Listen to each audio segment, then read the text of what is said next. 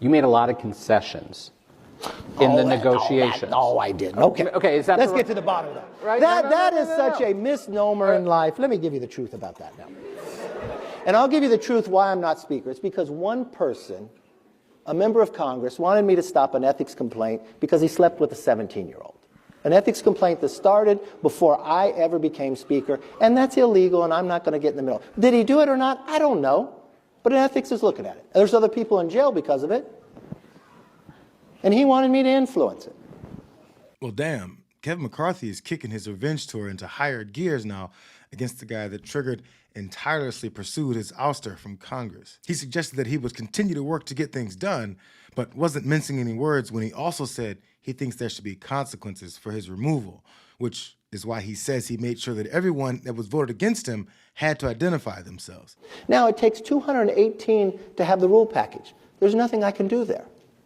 But I had 5 people who never voted for me anyways in the process. I had 8 at the end that did the other. But everybody had to live by it. I lived by it. I think today, if you went back to the people that vote, did they think that was a smart vote? I don't think so. I had the choice of having that vote of motion to vacate where you just put the cards in and walk away. No, I made everybody stand up.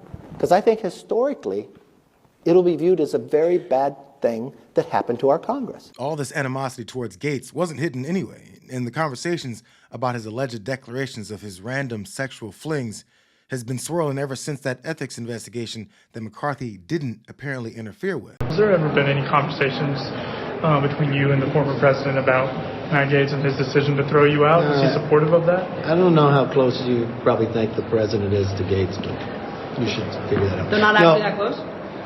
Gaetz makes it out to be like they're... I'm sure. Gaetz probably makes a lot out of it. He probably lies about who he sleeps with, too. Lawyers for Congressman Matt Gaetz say the Justice Department has ended its investigation and he will not be charged. The investigation focused on the Florida Republican and his one-time political ally, Joel Greenberg, for alleged relationships with women recruited online. Gaetz has always maintained he did nothing wrong. So with a clean record, McCarthy might be seething on the sidelines while Representative Gaetz is in Congress, feeling like he runs the place, partially because he single-handedly ran the Speaker out. But some of Kevin's allies are keeping the fight going. This is a guy that the media didn't give a time of day to after he was accused of sleeping with an underage girl. And there's a reason why no one in the conference came and defended him, because we had all seen the videos he was showing on the House floor that all of us had walked away of the girls that he had slept with. He'd brag about how he would crush ED medicine and chase it with an energy drink so he could go all night. This is obviously before he got married. All of a sudden he found fame because he opposed the Speaker of the House back in November, and he's always stayed there. And he was never going to leave until he got this last moment of fame by going after a motion to vacate. Now, even though we're in full election swing with the same 2 old men that ran before running again, these fireworks with the Republicans in the House might be just as dramatic as the presidential race itself. Don't forget how McCarthy's revenge list stretches past just Gaetz, after trading blows in the media with Nancy Mace, too. From the basis of watching someone on the job that they do, I don't think she'll probably have earned the right to get reelected. I don't believe the conference will ever heal if there's no consequences for the action. I called Nancy Mace's chief of staff yesterday. And, because I called the chief of staff? Well, she was on The View saying I didn't keep my word, so I didn't know what to... Listen, I can't say this in the press, but okay. But so... No, you keep it among yourselves, right? I just said to him, I said, can you please tell me, I don't understand, where have I not kept my word? You know what our chief of staff said? You have kept your word, 100%. Look, I bite my lip. I let people say things that are not true, but it's not right. It is not right. Her chief of staff told all of us we have kept every single one of our words. And he said he's told her that too. Now, if somehow he gets fired, I'll still get him a job. Seems like he felt most betrayed by Republicans that hadn't previously voiced their vehement opposition to his speakership. So with Mace looking at re-election, McCarthy might be working hard behind the scenes to disrupt her chances and make his prediction of her not winning come true.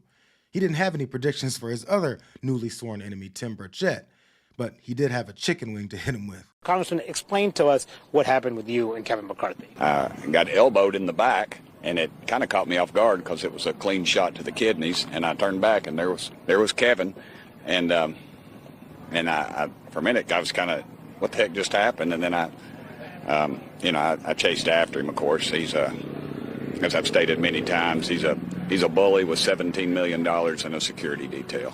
He's the type of guy that, when you're a kid, would throw a rock over the fence and run home and hide behind his mama's skirt. So this is what Republican control of the House of Representatives looks like in a world where Donald Trump sets a tone of loyalty demands and backstabbing, where wannabe Trump figures try tossing their influence around at the first sign of being slighted. It's an atmosphere where no matter how Trump-like you are, there's always a power-hungry colleague ready to use Gaetz's blueprint for their own purposes. Today I filed a motion to vacate after Speaker Johnson has betrayed our conference and broken our rules. We were promised regular order. That's what our conference had started out as, with rules and promises to the American people that we would bring regular order back to Congress. Speaker Johnson has betrayed that by passing 3 CRs and then forcing us to pass to vote on a 2-part omnibus, the second one being today. This is a betrayal of the American people. This is a betrayal of Republican voters. Looks like Speaker Johnson better hurry up and start digging up some dirt on March, too, so that he can unleash it after she runs his ass out of power the same way that Gaetz did. Now, the sad part is that all these guys are useful pawns for Trump, continue to infuse his style of disruptive and self-serving politics as the standard for the GOP. Green is acting like she's concerned about flipping the House upside down again, despite her threats. But I don't think the new speaker really trusts it. That wouldn't be helpful, and nor does a motion to vacate help us in that regard either. It would be chaos in the House. So Marjorie and I are going to visit later today and look forward to the conversation. And I'm not going to discuss it anymore. I'm not going to discuss it with y'all. I'll discuss it with her. So at this point, it's unclear whether Mike Johnson or Matt Gaetz, Marjorie Taylor Greene, or Donald Trump himself is making the decisions that shape the Republican-controlled House.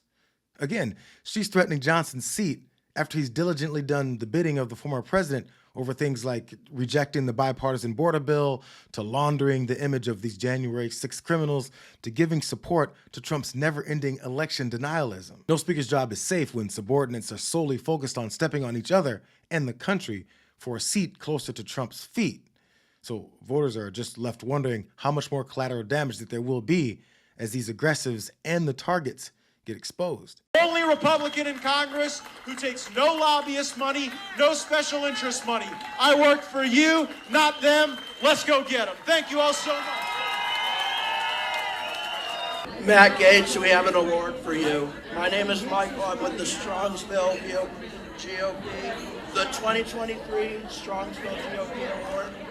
Thank you all so much. Congratulations for your dedication to using Venmo to allegedly paying underage girls to have sex with you. You're so full of it.